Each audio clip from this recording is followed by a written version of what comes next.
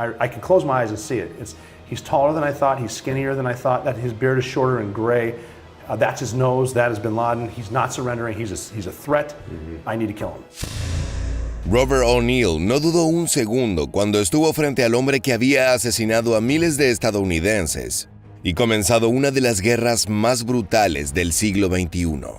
El Navy SEAL, armado con su fusil de asalto, que apuntaba al pecho del terrorista más buscado de la historia, tuvo una milésima de segundo para debatirse entre seguir sus órdenes o buscar otro tipo de justicia mayor, aquella que solo conocen los héroes imperfectos. 10 años habían pasado desde ese fatídico 11 de 2001, cuando Osama Bin Laden se catapultó a la infamia, a través de perpetrar el ataque más sangriento jamás lanzado contra el territorio continental de los Estados Unidos. Pocos días después, con las ruinas del World Trade Center aún tibias, el gobierno norteamericano lo ubicó primero en la lista de los criminales más buscados y dio inicio a una cacería que incluiría 2 guerras. Tras una década de persecución ininterrumpida, la inteligencia de los Estados Unidos ubicó a Bin Laden en una mansión en Abbottabad. Un equipo de operadores especiales de los Navy SEALs fue desplegado para capturar al líder de Al Qaeda. Pero el terrorista no llegó a sentir el frío metal de las esposas sobre sus manos, sino que su cuerpo fue atravesado por el candente plomo de las balas de Robert O'Neill. Cuestionado por sus actos, el Navy SEAL pasó a la historia tanto como un héroe como un gatillo fácil. Desde esa noche arábiga, en la que el cuerpo de Bin Laden fue lanzado al mar según el rito musulmán, Robert O'Neill ha tenido que explicar por qué tomó la decisión de ajusticiar al fugitivo. Esta es su historia. So I'm excited. Yeah. And the news is on, and they said, okay, it's the 1-year anniversary of the night Bin Laden was killed. So we're taking viewer email right now. The best story of where you were when you found out Bin Laden was dead. La historia que cuenta Robert O'Neill es propia de ser contada. Lo cierto es que tan solo un año después de ejecutar a Osama Bin Laden, el Navy SEAL podía reírse de la dura noche que pasó en Abbottabad. Junto a 2 docenas de operarios especiales del DEVGRU, O'Neill debió internarse en el corazón de Pakistán en medio de la noche. Su misión era sumamente importante, pero si fallaban, quedarían completamente solos detrás de las líneas enemigas. Tan secreta era la misión que por motivos legales, la comandancia de todo el equipo de Navy SEALs tuvo que pasar a manos de la CIA. Con la Marina y el Ejército norteamericanos fuera de la escena, los soldados funcionaron técnicamente como espías para la central de inteligencia, y no había un rescate asegurado. Incluso existía la posibilidad de que si eran detectados, la Fuerza Aérea no pudiera brindar apoyo, ya que al evidenciar una actuación militar de Estados Unidos no autorizada en el territorio de Pakistán, podría comenzar una nueva guerra en Medio Oriente. Con tanto temor como esperanza, todos firmaron los documentos altamente clasificados para una misión que podía tanto convertirlos en héroes como en mártires de la guerra contra el terrorismo. If we get the green light, it's a one-way mission. So let's talk about that for a second. You thought you were going to die. Yes. In fact, you knew you were going to die. I knew we weren't coming back. And your teammates also know this as well, yes, right? Everyone was very... Mientras viajaba en el Black Hawk negro de los Night Stalkers, O'Neill repasaba todo lo que sabía sobre la operación.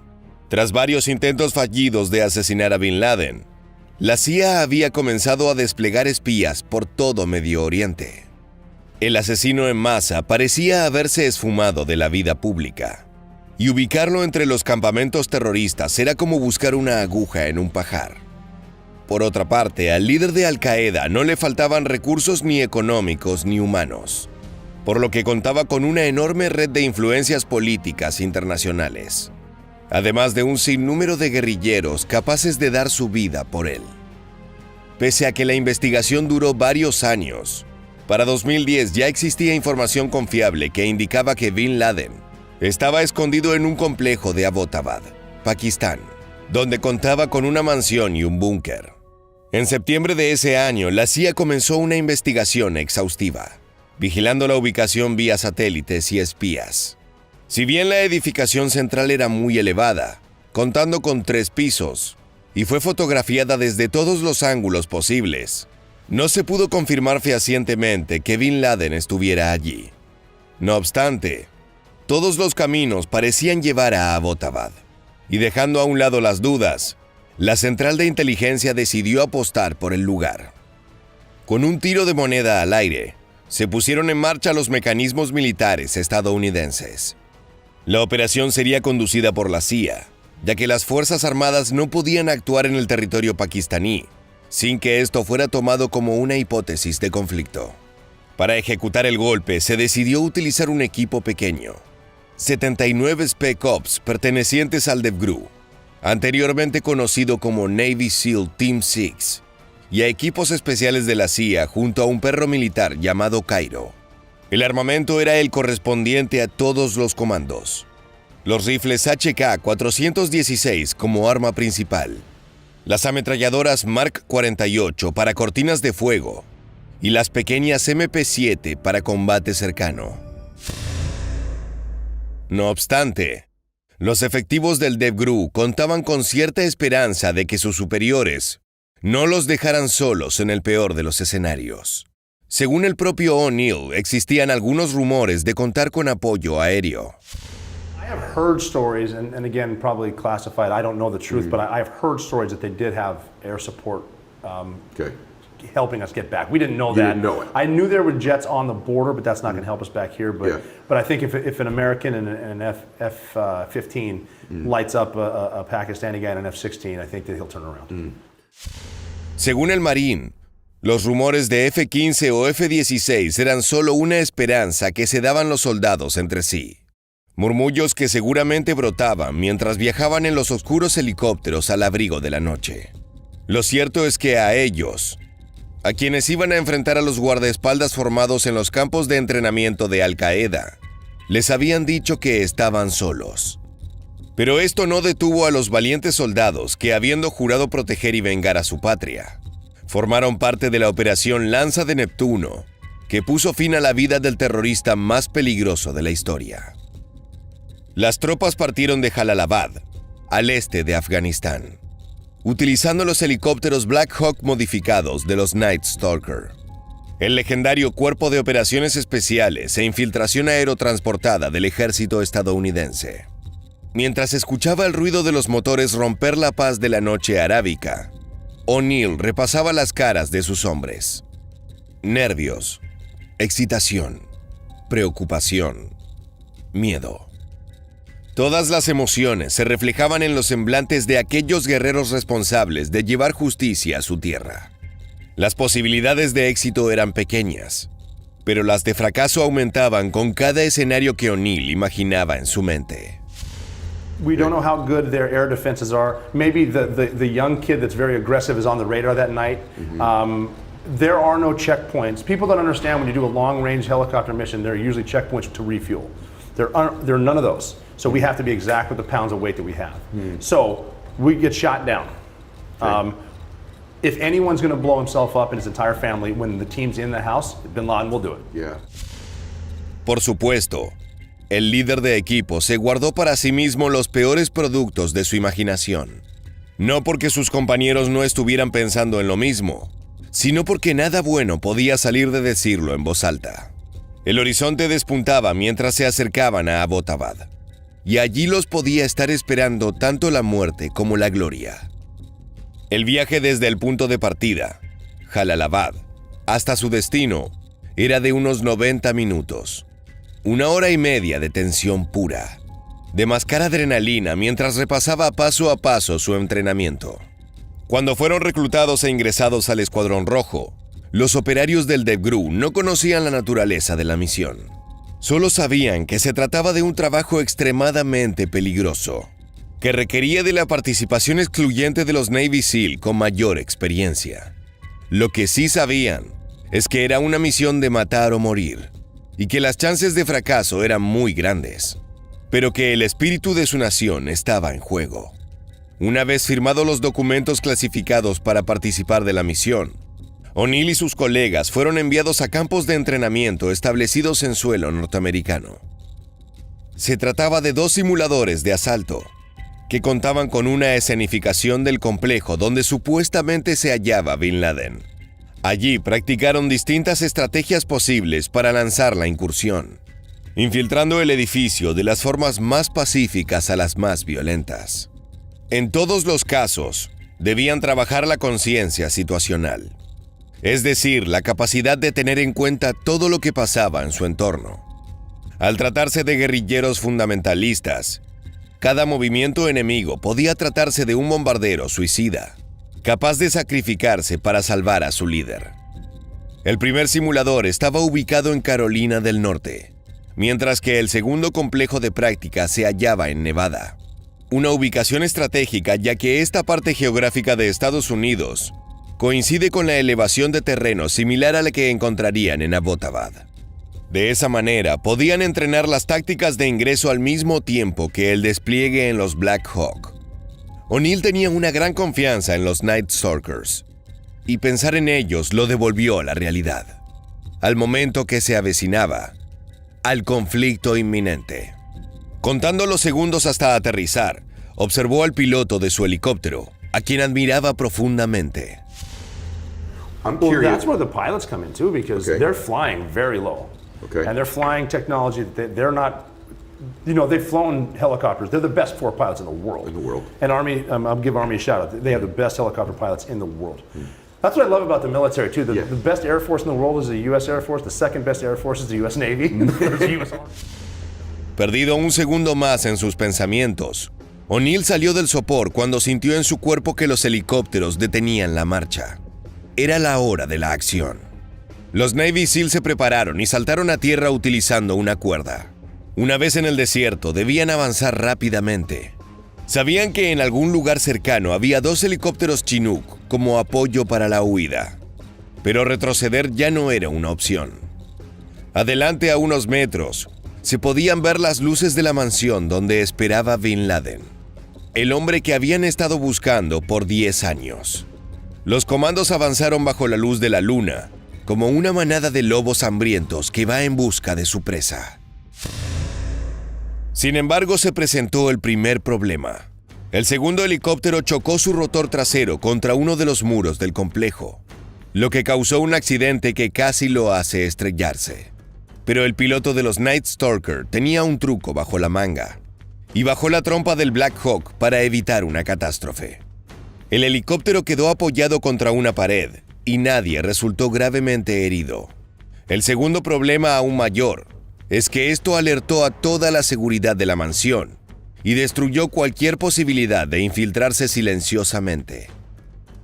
Los Navy SEAL comenzaron a volar las puertas del edificio para entrar por la fuerza. Con los guardaespaldas alerta, la precaución debía ser doble.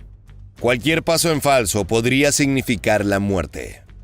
El DevGru se movió rápidamente, divididos en equipos de 2 operarios, que comenzaron a asegurar el complejo desde la planta baja hacia los pisos superiores.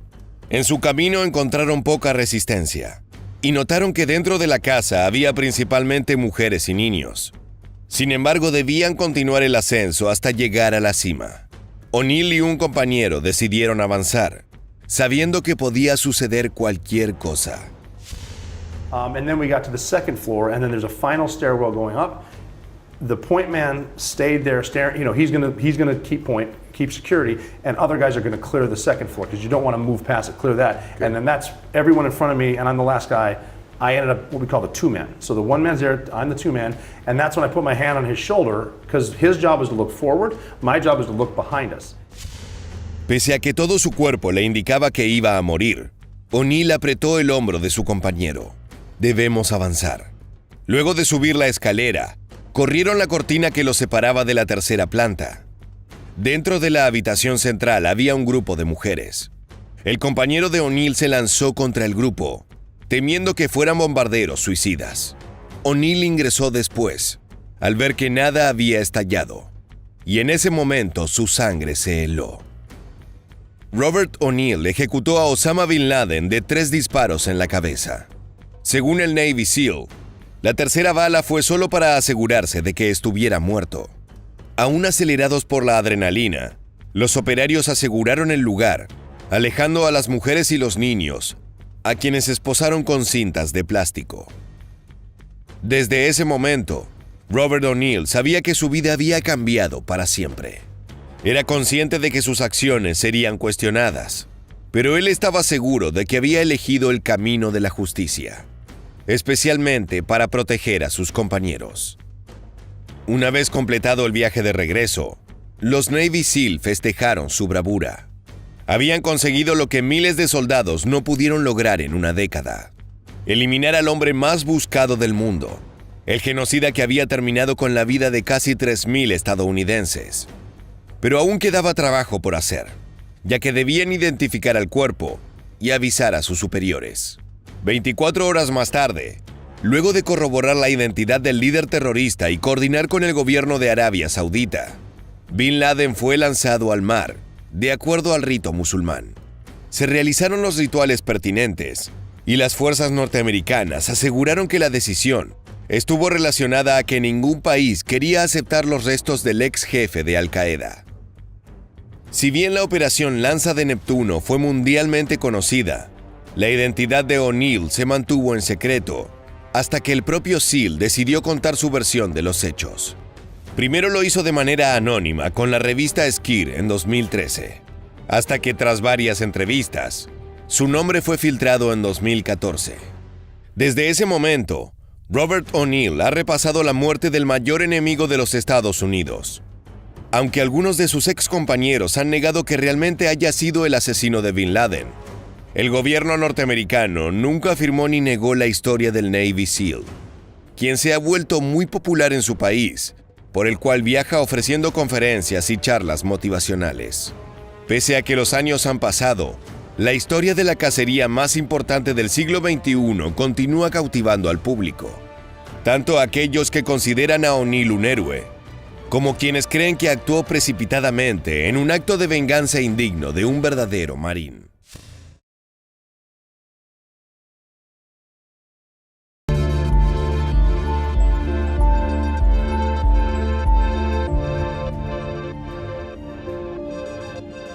Uncovered the rug with the rope to the cork plug in the hole, pulled the cork out, saw this looking down on a guy, pulled him out of the hole and loosened up. But I looked at him, I said, "It's okay, you'll be dead soon."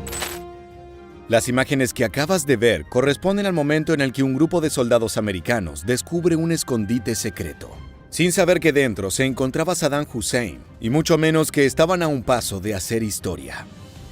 El despiadado líder terrorista ocupaba un lugar destacado en la lista negra que el Pentágono armó con los 55 objetivos iraquíes más buscados por el ejército. Su captura era la medalla de oro que todo militar querría tener entre sus méritos. En una impresionante operación en 2003 para detenerlo, miles de soldados fueron puestos a disposición del plan. Pero solo un grupo de ellos pudo concretar con éxito la impresionante misión. La Delta Force, un escuadrón de fuerzas especiales del ejército de Estados Unidos. La operación requirió largos meses de trabajo sin descanso y tareas de alto riesgo que pusieron a prueba la destreza del equipo, llevándolos muchas veces al límite. Algunos no sobrevivieron. Pero otros como Chris Van Sant y Tom Satterley, los dos veteranos a quienes vimos al comienzo del video, lograron completar la misión y hoy nos cuentan la impresionante experiencia de capturar a uno de los terroristas más buscados de los últimos tiempos. No te despegues de la pantalla, que empezamos.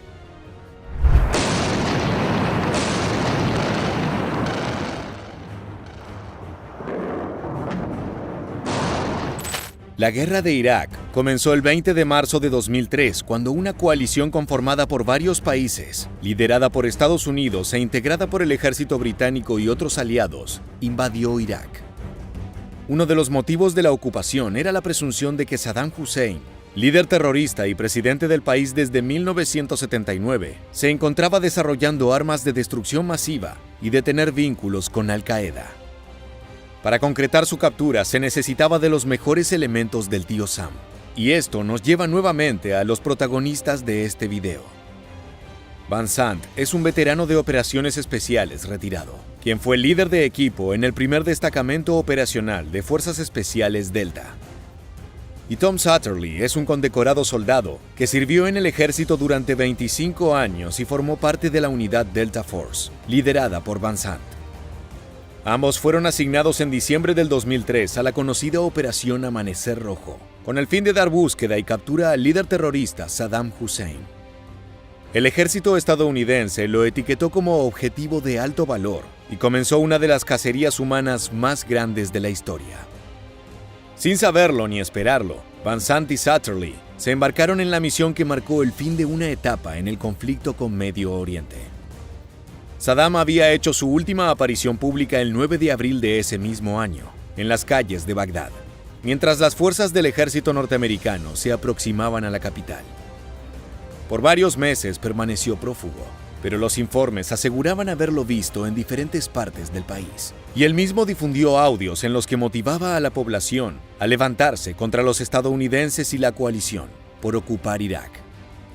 Durante ese tiempo, la prioridad de las fuerzas militares del tío Sam, además de la búsqueda de las armas de destrucción masiva, fue la captura de los miembros de alto rango del Partido Árabe Socialista Ba'ath, del que Hussein formaba parte. Y para esto, nuevamente fue fundamental la participación de los miembros de la Fuerza de Combate de Élite, conformada por Van Sant y Satterley. La búsqueda de Saddam nunca se detuvo, en particular en las zonas donde la inteligencia estadounidense sospechaba que podría estar. Tom Satterley recuerda aquel momento como una lotería. Nunca sabía con qué se encontrarían al caminar por las calles de Bagdad. Cualquier rastro podría dirigirlos finalmente a la puerta correcta. As we're rolling in, I see some guy walking down the street. I just noticed, black coat, whatever, walking down the street and went in another gate. Then we started taking fire from like far away at the back side of the house. And I thought, are they trying to draw us in? Why would someone shoot at us with our armored vehicles from that far away? En la frenética búsqueda de Saddam, todos eran sospechosos y al mismo tiempo ningún camino terminaba en él. Los equipos de inteligencia, a través de interrogatorios a prisioneros, dieron con información importante. Pero el mayor avance se produjo cuando dos hombres acudieron a un centro de denuncias que se había creado para los iraquíes. Durante las 2 horas y media que duró la conversación, los testigos esbozaron el aparato de seguridad de Saddam, conformado por media docena de familias, socios y gente relacionada por sangre o matrimonio, lo que resultó ser crucial para perfilar el contexto cercano de Hussein. Fundamentalmente por el hallazgo de 2 nombres muy importantes en los círculos del líder. Muhammad Ibrahim Omar al-Muslit, un ex guardaespaldas de Saddam, y Basim Latif, su ex chofer. Siguiendo su intuición, Tom mandó un equipo a revisar la casa de aquel hombre que llamó su atención en la calle, bajo la sospecha de que pudiera estar relacionado a los nombres obtenidos. En el escuadrón se encontraba Chris Van Sant. El lugar era una especie de edificio con 4 pisos y una escalera al medio que se dividía hacia el ingreso de cada departamento. Chris y su equipo se aproximaron en 2 grupos y comenzaron a instalar explosivos para hacer estallar las puertas. Somebody in there had bumped something and made a noise. So I was on a knee and just put the charge on the door, and a guy came to my door and looked at me. And I'm weapon slung because I'm putting the charge on the door, but I pulled my pistol out and I just stuck it up in his face. And I said in English, basically I had mouthed, "Open the door." And he looked at me and he went. And so he opened the door. I basically just rode the door into him. Pero no llegaron a hacerlo porque algo los detuvo antes. Una vez dentro, todo parecía encontrarse tranquilo. Chris y su equipo revisaron los rincones del departamento y no encontraron a nadie ni nada que les despertara la atención, hasta que uno de sus compañeros los llamó con urgencia desde la parte trasera del lugar. Necesitaba ayuda y por el sonido de su voz, parecía ser algo urgente. Hey, I need a guy. There's somebody under the bed back here. And so a guy went, pulled the mattress up, and laying underneath the bed on the floor was a guy like this, as flat as he could be, and he had a toy plastic AK-47 laying next to him. A toy? A toy. A kid's toy. Shit you not. And so, picked this guy up. He didn't look like the photos we had of Mooselet. We on the ground didn't think it was him. El equipo había estado siguiendo pistas de Saddam casi durante un año, sin haber conseguido más que indicios que no los conducían a ningún lado. Y por eso esta vez, imaginaron que la situación no sería muy diferente.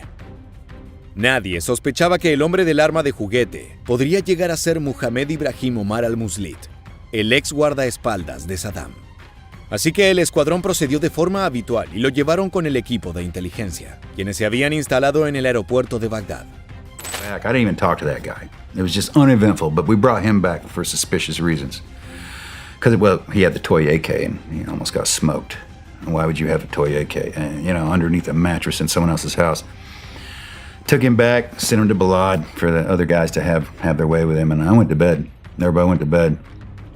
Halfway through the day now, Hey, we got a Saddam hit. And I go, yeah, when don't we have a Saddam hit? Escéptico, Tom no mostró mucho entusiasmo con la captura del hombre del AK-47 de juguete.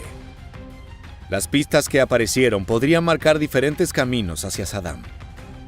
El problema era descifrar cuál de todos terminarían llevándolos hasta él.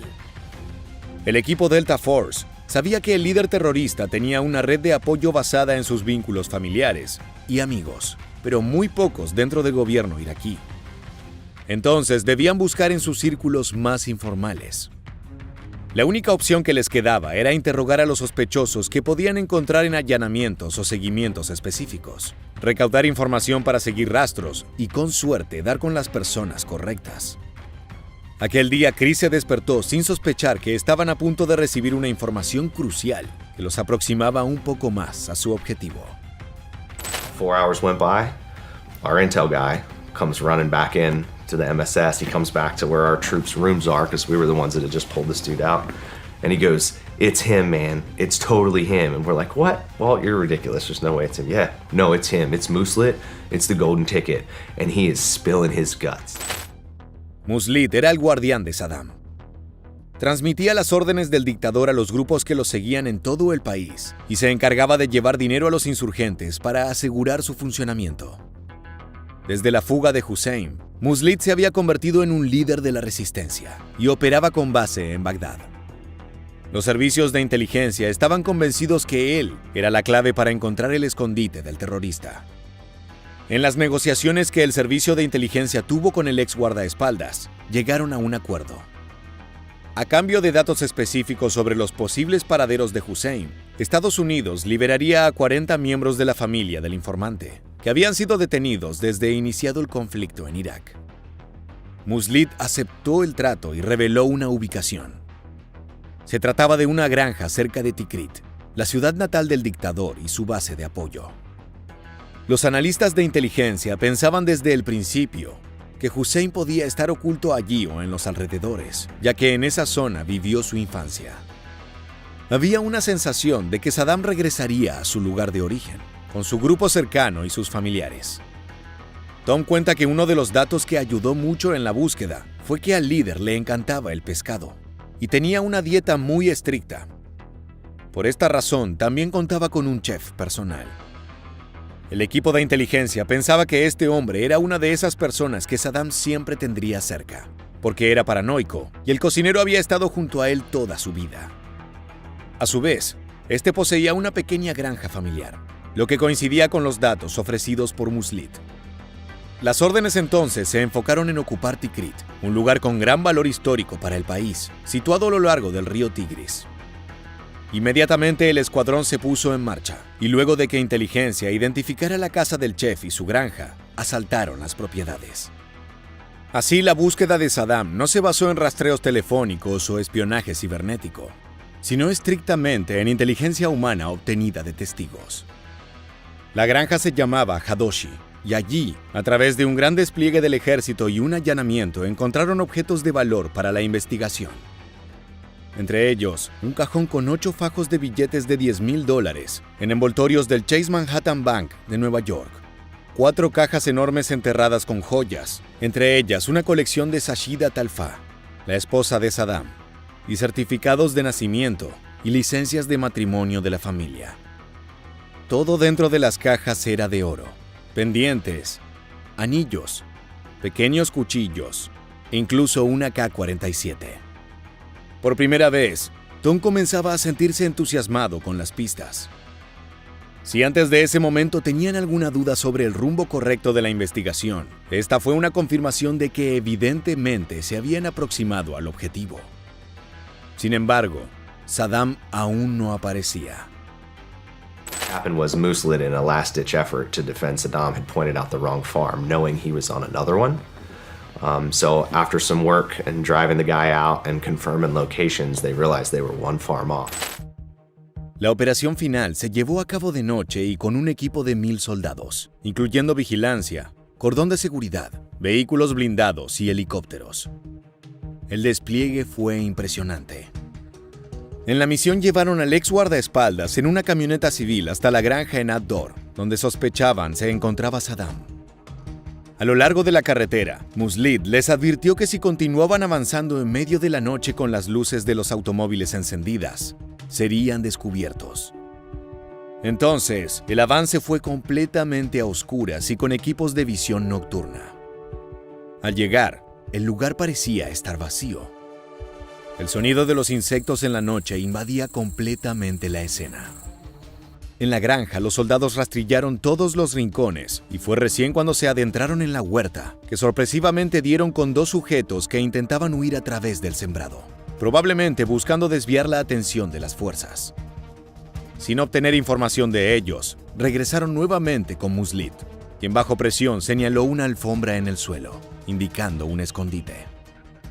A las 8:25 de la noche, cuando parecía que no iban a encontrar nada, allí, en la pequeña granja de la ciudad agrícola, el equipo descubrió un agujero de 8 pies de profundidad, cubierto con plantas, tierra y una gran capa de poliestireno.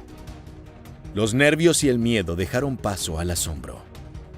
Los soldados presentes no daban crédito al insólito hallazgo. And then, shortly after that, they uncovered the rug with the rope to the cork plug in the hole, pulled the cork out and saw this looking down on a guy, pulled him out of the hole, and it was Saddam. No Yeah. Were you surprised he came back alive? Yeah, I mean, it was, during that phase of the war, your marching orders were killer capture. Tras destapar el agujero y lanzar una granada, descubrieron un pozo oscuro en el que se encontraba Hussein, solo y demacrado. El traductor Samir, único hombre que podía comunicarse con Saddam en ese momento, le pidió que saliera.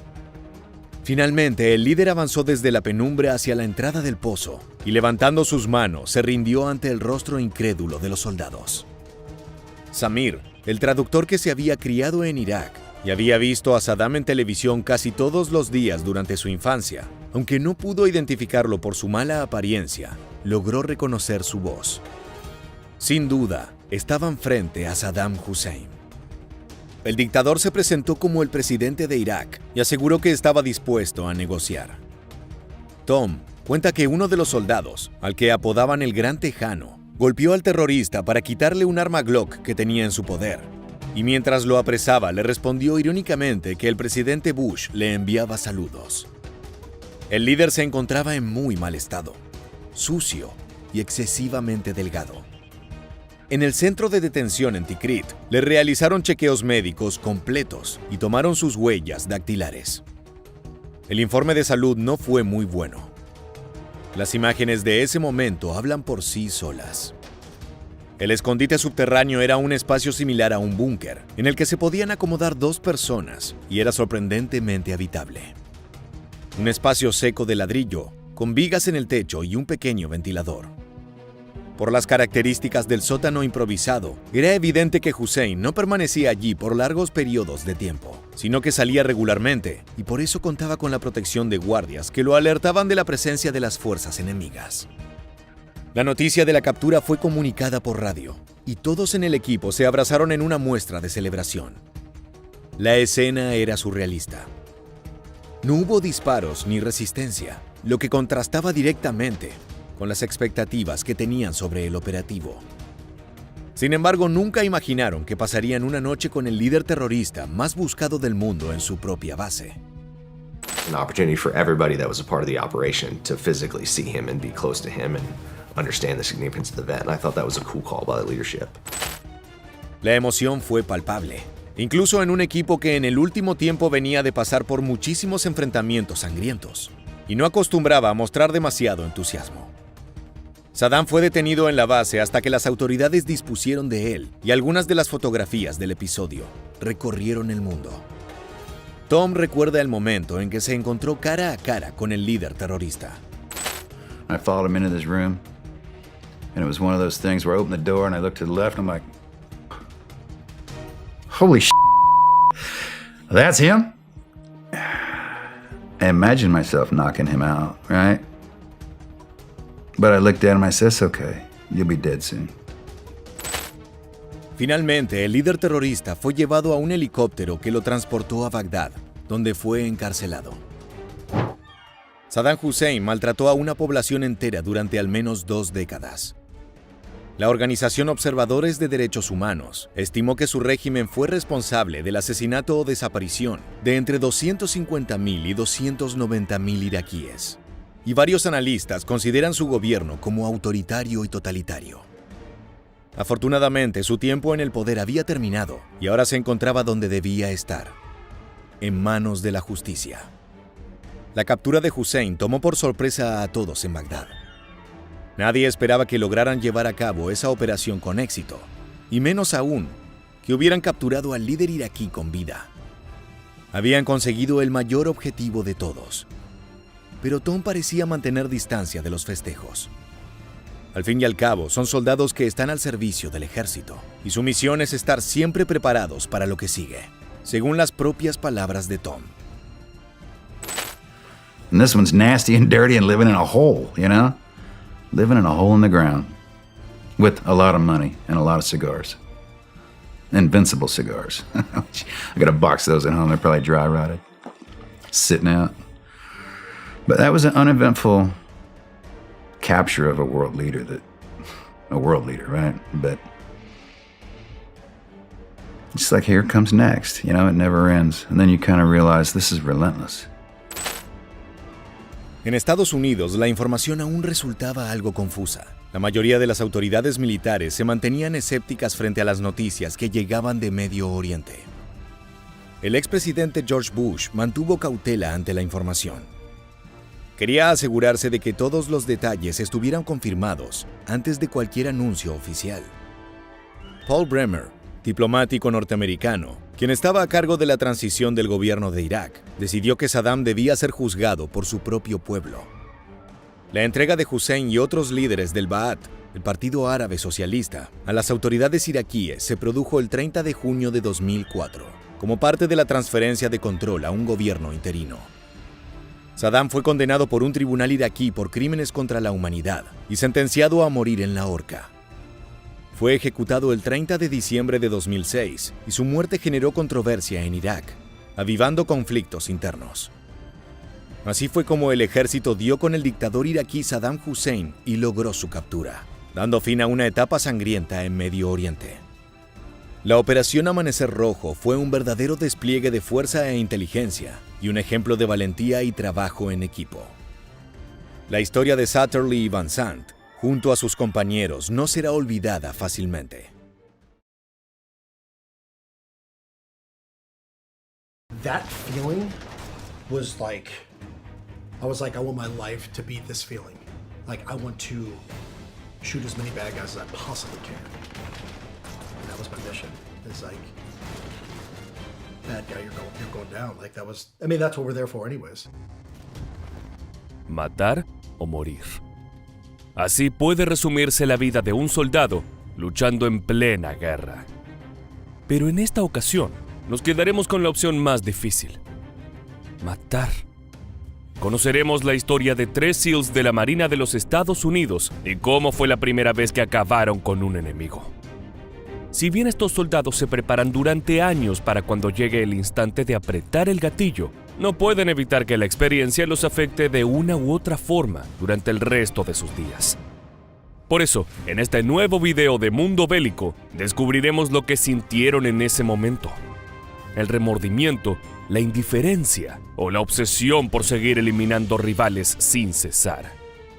Vamos a sumergirnos en los relatos de Eddie Pinney, Chris Boba e incluso Rob O'Neill, el hombre que mató a Osama Bin Laden.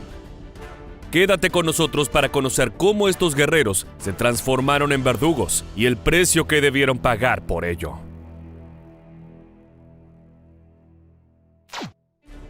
And I was like, how could you do that? And then I'm like, you're dealing with pure evil. That's how you do it. I mean, it's pure evil. And that was one of the times a thing kind of changed.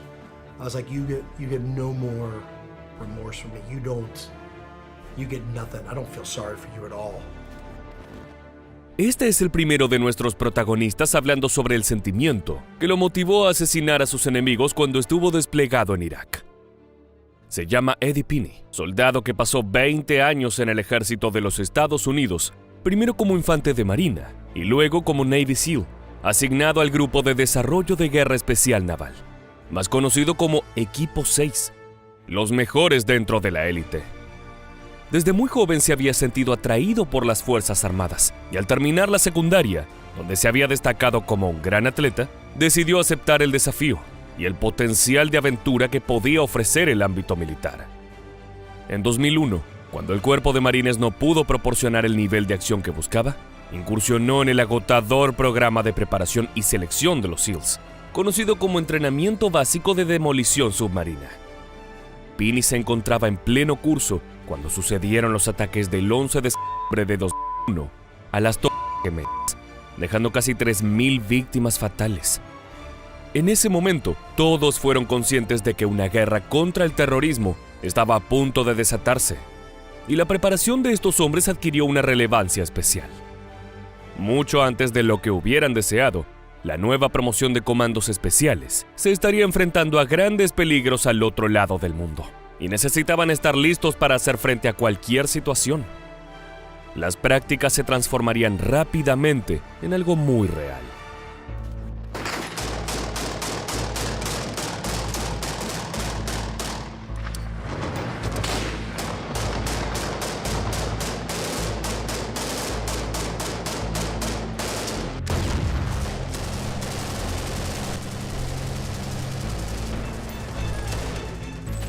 Los equipos SEALs eran una de las cartas más importantes de los Estados Unidos en la lucha contra las amenazas terroristas, y fueron desplegados en Afganistán e Irak, siendo este último el destino que marcó la vida de Eddie Pinney para siempre.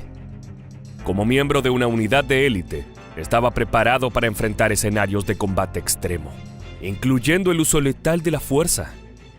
Sin embargo, la experiencia de quitarle la vida a otro ser humano fue un evento significativo y complejo que cambió rotundamente la perspectiva de Pinney. Todo comenzó cuando se encontraba en una misión nocturna junto a un compañero en el oeste de Irak. Era el tipo de operación para la que habían entrenado incontables horas. No obstante, había una tensión especial en el aire, la sensación de que algo estaba a punto de suceder.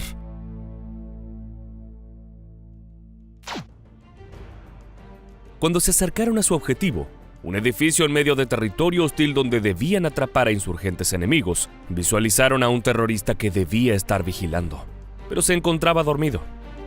Los SEALs debían actuar con velocidad, pero sabiendo que cualquier paso en falso podría romper el silencio y despertar a un feroz enemigo.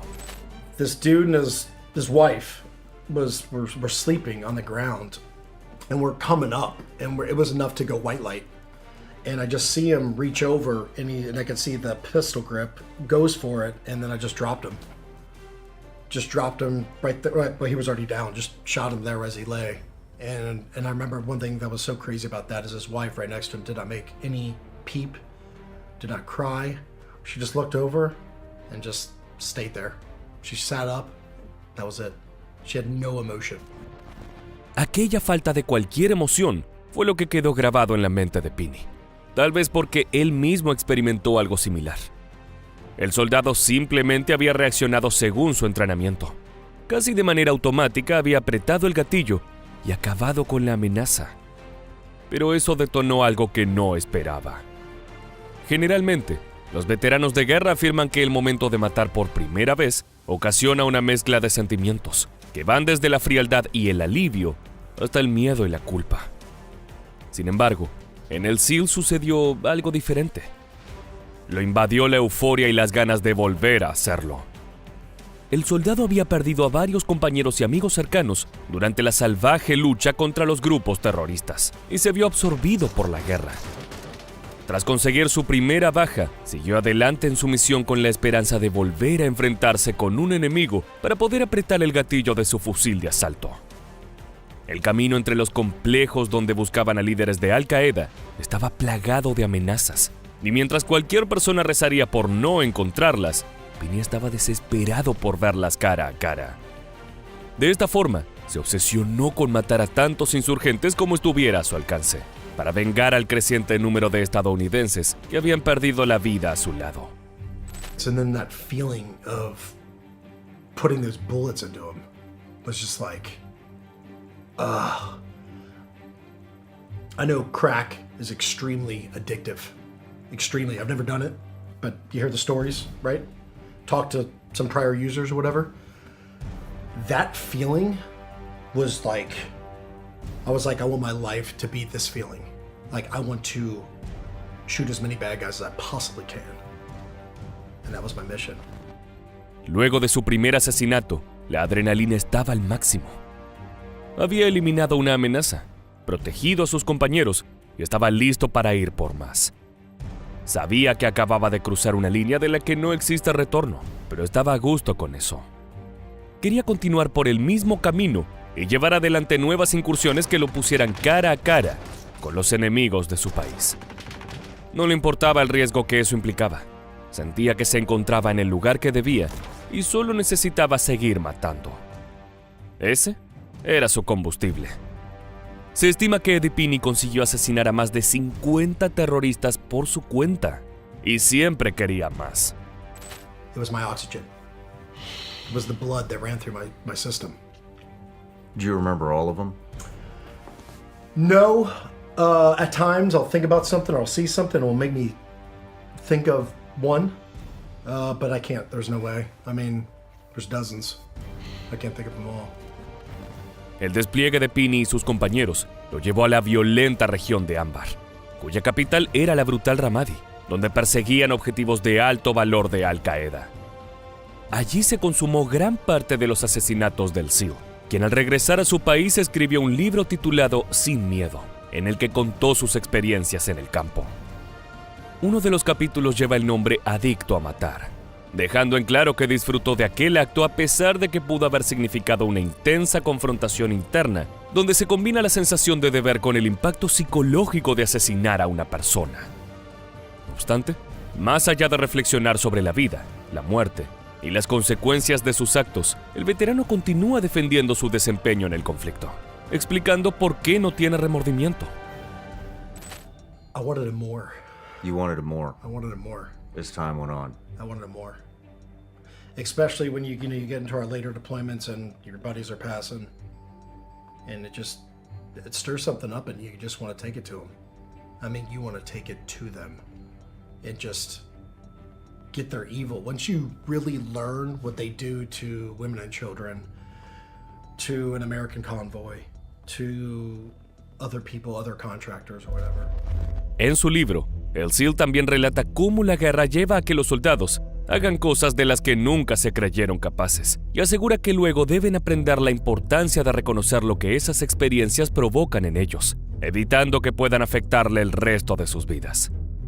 Se trata de un mensaje que busca llegar a muchos veteranos que tuvieron que lidiar con realidades complejas y a menudo dolorosas de sus días en combate.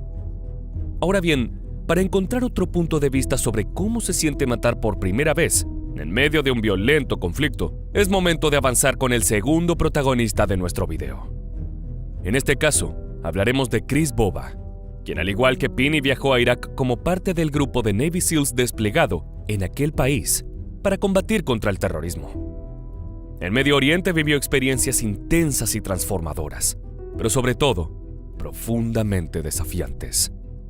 Como miembro de una de las unidades de operaciones especiales más reconocidas y exigentes del mundo, El soldado participó en misiones de alto riesgo en un entorno hostil, enfrentándose a sanguinarios insurgentes, misiones encubiertas y situaciones de vida o muerte. En marzo de 2008, Boba fue desplegado en Irak, donde tuvo que operar en un escenario de guerra urbana junto a su equipo, lidiando con amenazas constantes y tomando decisiones rápidas en lugares de extremo peligro. Así fue como el conflicto lo marcó de muchas maneras, tanto física como emocionalmente.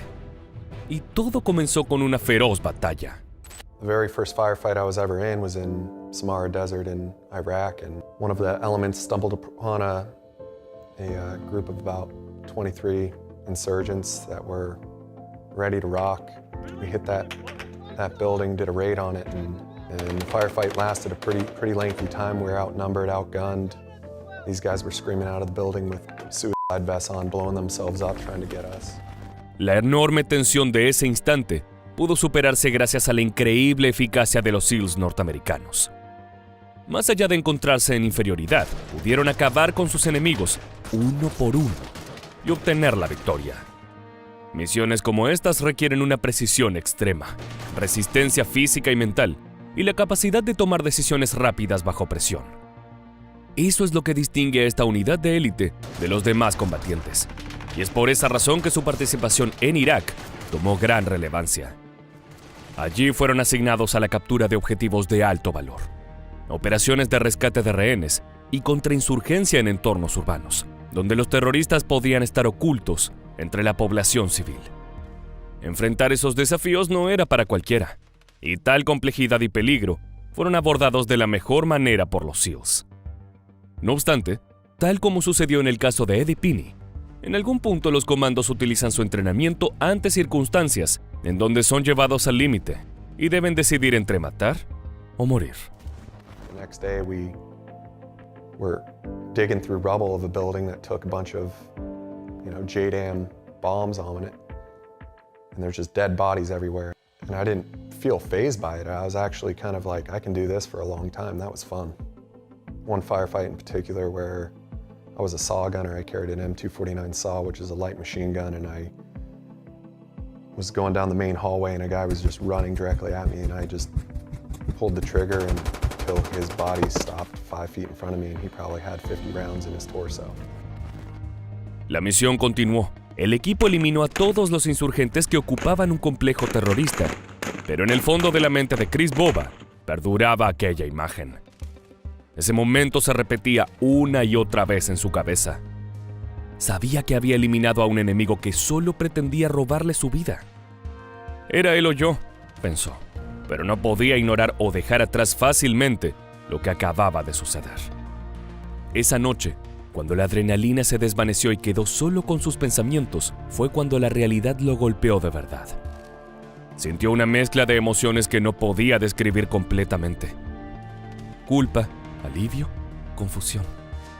No estaba preparado para lo que venía después. La carga que ese instante de batalla pondría sobre sus hombros. Como si fuera poco, se estaban acabando sus 2 meses de despliegue en suelo iraquí, y era tiempo de regresar a casa con la cabeza repleta de pensamientos por asimilar. No hubo un periodo de transición.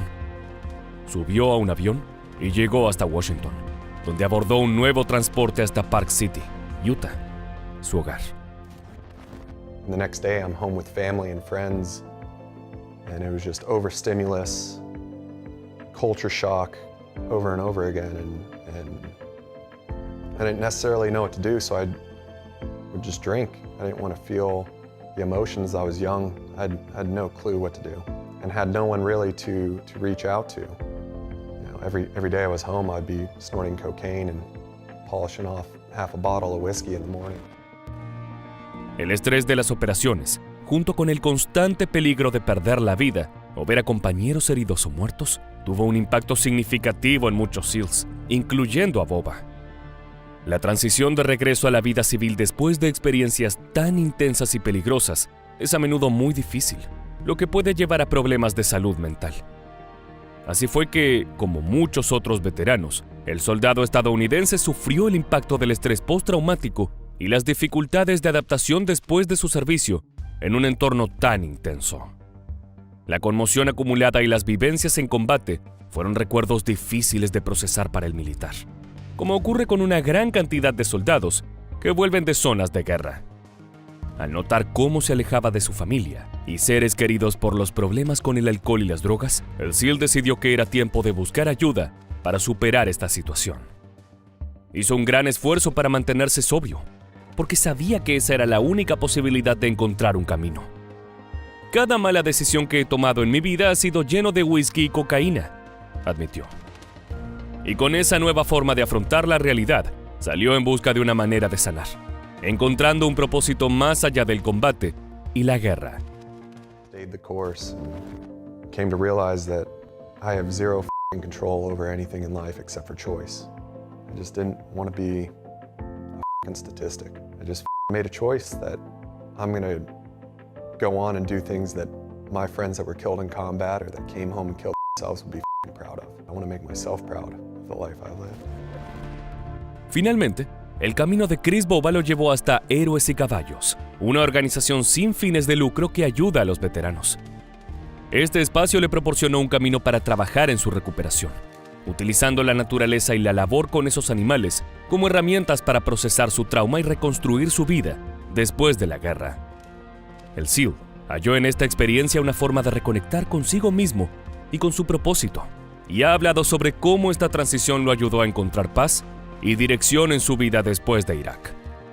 La idea de Héroes y Caballos es poner a los veteranos en acción, darles una razón de ser, estando en contacto con la vida silvestre y animales salvajes que deben ser domados para insertarlos en la comunidad. La metáfora es parte del programa, y los combatientes que lo han realizado, como Bova, afirman que les ha permitido abrir los ojos y volver a conectar con ellos mismos después de momentos difíciles. Llegó el momento de seguir avanzando, y eso significa que conoceremos la historia de una celebridad entre los Navy SEALs. Se trata de Rob O'Neill, otro miembro del destacado equipo 6 de esta unidad de élite, pero más conocido como el hombre que mató a Osama Bin Laden. Hablamos de uno de los veteranos de combate más condecorados de los últimos tiempos. Se desplegó una docena de veces y ocupó roles de liderazgo en más de 400 misiones en 4 teatros de guerra diferentes.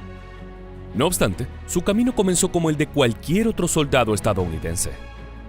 O'Neill creció en Butte, Montana, un lugar más conocido por su actividad minera que por sus héroes militares.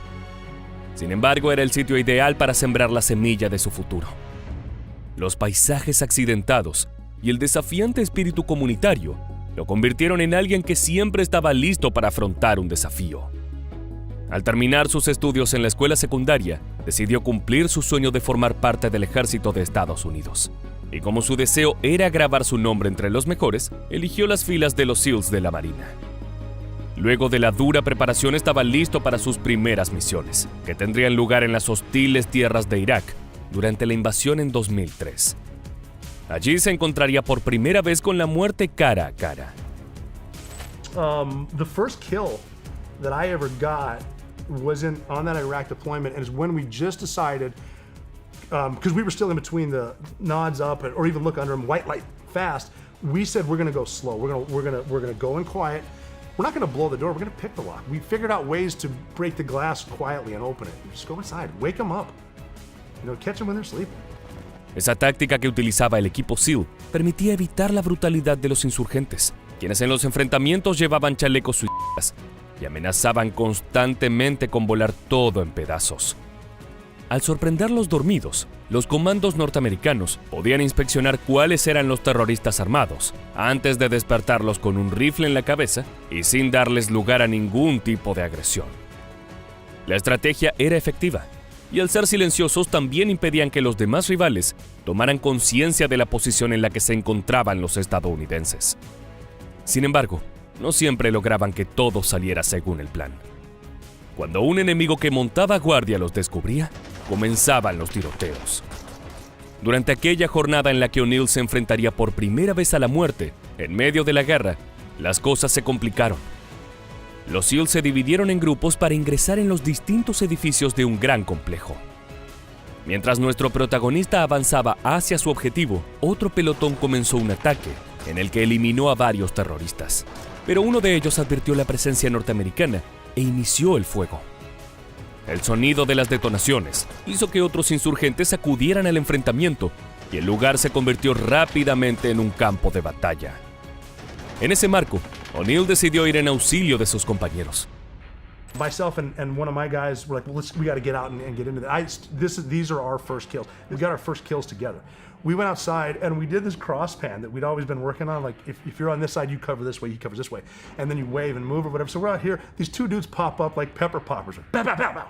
So we get our first 2 kills and I'm like, I just killed that guy. And he goes, yeah, I just killed that guy. I go, Esa fue la primera experiencia de Rob O'Neill asesinando a una persona. Y como ocurre con todos los soldados, tuvo un fuerte impacto en él. El SEAL reconoció que cuando se realiza el despliegue inicial, todos los jóvenes están buscando con ansias entrar en combate. Sienten que se han preparado hasta el cansancio para ese momento y ansían poner en práctica las habilidades para matar que los hacen sentir poderosos e invencibles. Según contó, también pelean por ser el primero en confirmar una baja. Sin embargo, luego de ese instante la guerra se vuelve muy real y se dan cuenta que se trata de quitarle la vida a una persona como cualquier otra. O'Neill ha reflexionado sobre el combate y piensa en los rivales que asesinó. Si bien en el momento en que le tocó enfrentarlos estaba convencido de que eran los malos, con el tiempo se cuestionó muchas cosas. ¿Se disparaban entre sí simplemente porque nacieron en partes diferentes del mundo? ¿Las cosas podrían haber sido distintas? Su conclusión fue que si hubiera conocido a esas personas en otra situación, tal vez podrían haber tomado una taza de café o una cerveza juntos. Incluso podrían haberse llevado bien. Eso fue un duro golpe en su mente, dejando en claro que la vida es muy frágil y en la guerra todo es rápido y aterrador. No obstante, hubo una muerte que el soldado nunca se ha cuestionado. Es que Rob O'Neill fue el SEAL que disparó y asesinó al hombre más buscado y odiado por Estados Unidos, Osama Bin Laden. Luego de asumir la responsabilidad como la mente criminal detrás de los atentados del 2001 contra las Torres Gemelas, el líder de Al Qaeda se convirtió en un héroe para los enemigos de Washington, pero también en uno de los peores villanos del planeta para Occidente. Debido a esto, los norteamericanos enviaron a sus mejores hombres a Medio Oriente con un solo fin: cazar al brutal terrorista. The United States had to punish those responsible for these attacks. There was no higher mission than finding Osama bin Laden. The perpetrators of terrorism only understand the use of force. Tras varios años de operaciones infructuosas en Afganistán, mediante tareas de inteligencia, lograron localizar al terrorista en un complejo ubicado en la ciudad de Abbottabad, Pakistán. El 2 de mayo de 2011, un grupo de SEALs llevó a cabo una redada en el edificio y O'Neill fue quien ingresó al cuarto, donde se encontraba el principal objetivo. A 1,5 metros de mí estaba Osama Bin Laden. Le disparé 2 veces y luego otra vez, contó el soldado, quien se convirtió en un héroe nacional por su servicio. Luego de abandonar las filas de las fuerzas norteamericanas, Rob O'Neill tuvo que afrontar el peso psicológico de la guerra y las muertes que provocó. Aseguró que la clave para superar todo eso es hablar al respecto, algo con lo que tienen problemas muchos veteranos. Nadie pensará que eres débil. Te ayudarán, te indicarán dónde buscar ayuda o tal vez incluso te digan que están pasando por lo mismo. Todos debemos ser más abiertos. Todos estamos pasando por algo y la comunicación es importante. Con este mensaje del SEAL que asesinó a Bin Laden, llegamos al final de nuestro video. Podemos asegurar que cada guerrero carga con el peso de la batalla, y sobre todo de la muerte, de una manera distinta. No obstante, sin importar la forma, quitar una vida siempre deja una marca indeleble. Muchas gracias por habernos acompañado hasta el final. Te esperamos para reencontrarnos en el próximo video de Mundo Bélico.